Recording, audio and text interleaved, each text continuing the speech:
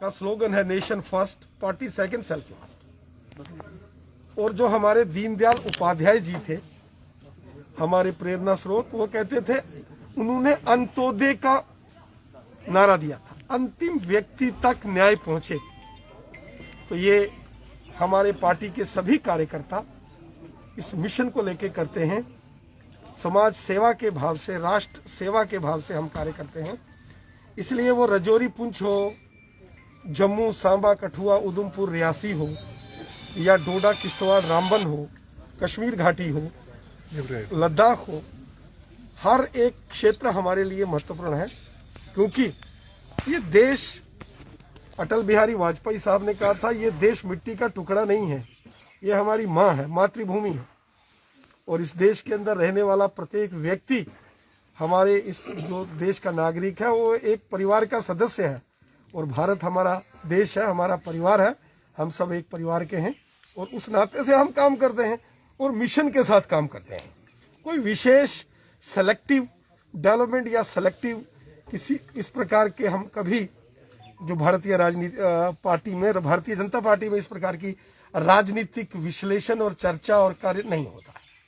तो आपके विधानसभा नौशहरा की बात करें तो बड़े बड़े प्रोजेक्ट आपने यहाँ पर लाए, मदर चाइल्ड केयर हॉस्पिटल यहाँ पर लाया, बॉर्डर बटालियन यहाँ पर लाई। जनता यहाँ पर उम्मीद लगाई बैठी है कि कब उसका इनाग्रेशन होगा। और बॉर्डर की भर्ती जो बेरोजगार युवा है आज भी इंतजार में है, ये आखिर कब उसका इनाग्रेशन। देखिए, माननीय प्रधानमंत्री मोदी जी ने 5 बटालियन बॉर्डर भर्ती के किए थे, वो भर्ती हुई भी हैं और कुछ नौजवान गए भी हैं।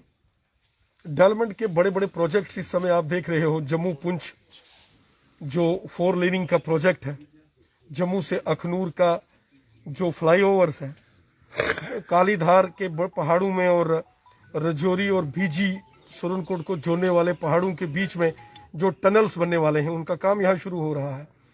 रेलवेज के प्रोजेक्ट हम उसकी कोशिश कर रहे हैं कि उसकी मंजूरी मिले।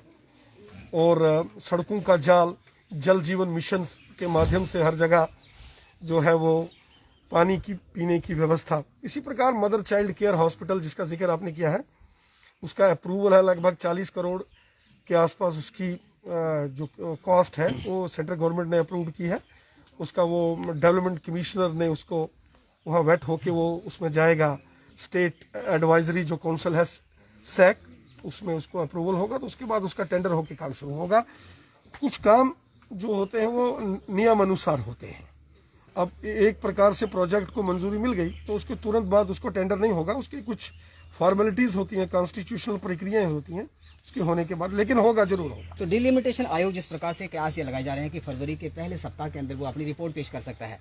राजौरी पुंछ की जनता, आपकी बड़ी तूफानी वहां पर जनसभाएं हुई, हजारों की संख्या में लोग भी आए और जनता एसटी स्टेटस की मांग का आज भी सपना देख रही है। क्या ये जो आपका ये जो चुनाव आयोग रिपोर्ट पेश करने जा रहा है, उससे पहले ये कोई घोषणा हो सकती है? देखिए, डिलिमिटेशन, यहाँ तक डिलिमिटेशन की बात है, डिलिमिटेशन कमीशन एक ऑटोनोमस बॉडी है, एक इंडिपेंडेंट बॉडी होती है। वहां हम अपनी राय रख सकते हैं। जब वो कमीशन, डिलिमिटेशन कमीशन, जिसकी chairperson honourable justice Ranjana Desai ji हैं, सुप्रीम कोर्ट की जस्टिस रही हैं, बड़ा हाई वैल्यू वो कमीशन होता है, जिसमें इलेक्शन कमीशन ऑफ इंडिया के मेंबर्स होते हैं, chief election commission of India, उसके एसोसिएट मेंबर्स हैं, ऑनरेबल मेंबर पार्लियामेंट्स जो जीते हुए हैं वो एसोसिएट मेंबर्स होते हैं। और जब भी डिलिमिटेशन कमीशन जम्मू कश्मीर में आया, उन्होंने यहाँ के अलग अलग क्षेत्रों के, कश्मीर घाटी के, जम्मू के राजनीतिक दलों से भी, सोशल पॉलिटिकल और धार्मिक सामाजिक संगठनों के नेताओं से भी मुलाकात करके उनसे अपनी राय मांगी थी। उसके बाद उन्होंने अपनी प्रक्रिया शुरू की है। और रजौरी जिले में एक सीट जो है वो बढ़ने की हमें उम्मीद है, लेकिन उसके एक पैरामीटर्स हैं। उसमें जैसे हमारी इच्छा है, हमारी व्यक्तिगत इच्छा थी कि जम्मू जो सरकारी जिला है वहाँ कम से कम 2 सीटें बढ़नी चाहिए, हमारी डिमांड थी। हमारे मेंबर पार्लियामेंट जुगल किशोर शर्मा साहब ने लिखित में भी, और वहाँ हम सब ने, जब मैं पार्टी की तरफ से गया तो हमने भी अपना प्रस्ताव रखा था। अब डिलिमिटेशन कमीशन ने जो पैरामीटर सेट किए उसमें शायद वो बात हमारी कहीं रुक गई। लेकिन जो अलग अलग जिले, जैसे कठुआ में 1 सीट बढ़ेगी, सांबा में बढ़ेगी, बॉर्डर के एरिया में, रजौरी जिला में बढ़ेगी, उधमपुर में बढ़ेगी, उसी प्रकार डोडा और किश्तवाड़ में बढ़ेगी। वहीं कश्मीर घाटी के अंदर कुपवाड़ा में तो टोटल 7 सीटें थी। अब चूंकि एक सीट राजौरी जिला की भी बड़ी है, उसके पैरामीटर्स हैं, पॉपुलेशन, कनेक्टिविटी, एक्सेसिबिलिटी, बेसिक जो एम्यूनिटीज़ हैं, वहाँ हेल्थ इंफ्रास्ट्रक्चर कैसा है, स्कूल इंफ्रास्ट्रक्चर कैसा है, ये सारी चीज़ें जो हैं उस पैमाने पर वो लेके करते हैं। हमारी तो कोशिश है कि हमारे यहाँ सुंदरबनी जो सब डिवीज़न है वह एक कॉन्स्टिट्यूंसी हो, नौशहरा सब डिवीज़न की अलग कॉन्स्टिट्यूंसी हो, कालाकोट की अलग कॉन्स्टिट्यूंसी हो। हमारी कोशिश है, लेकिन अंतोगत्वा निर्णय जो है वो डिलिमिटेशन कमीशन ने करना है और वहाँ उन्होंने हर पैरामीटर्स को अपनाते हुए करना है और मुझे उम्मीद है कि जल्द ये रिपोर्ट आएगी। तो रविंद्र जी, जिस प्रकार जम्मू कश्मीर के अंदर विधानसभा के चुनाव आने वाले हैं और महबूबा मुफ्ती जी का एक बयान जो इस समय काफ़ी सुर्खियां बटोर रहा है सोशल मीडिया के अंदर, वो उत्तर प्रदेश के अंदर इस समय चुनावी जनसभाओं को संबोधित करने के लिए गई थी। उन्होंने कहा कि अगर भारतीय जनता पार्टी की हार उत्तर प्रदेश के अंदर होती है तो ये 1947 में जिस प्रकार मुसलमानों की आज़ादी हुई थी उससे भी बड़ी हार भाजपा की हुई, उसे आप किस प्रकार से देखते हैं? देखिए, महबूबा मुफ्ती को उत्तर प्रदेश को छोड़कर जम्मू कश्मीर की चिंता करना चाहिए।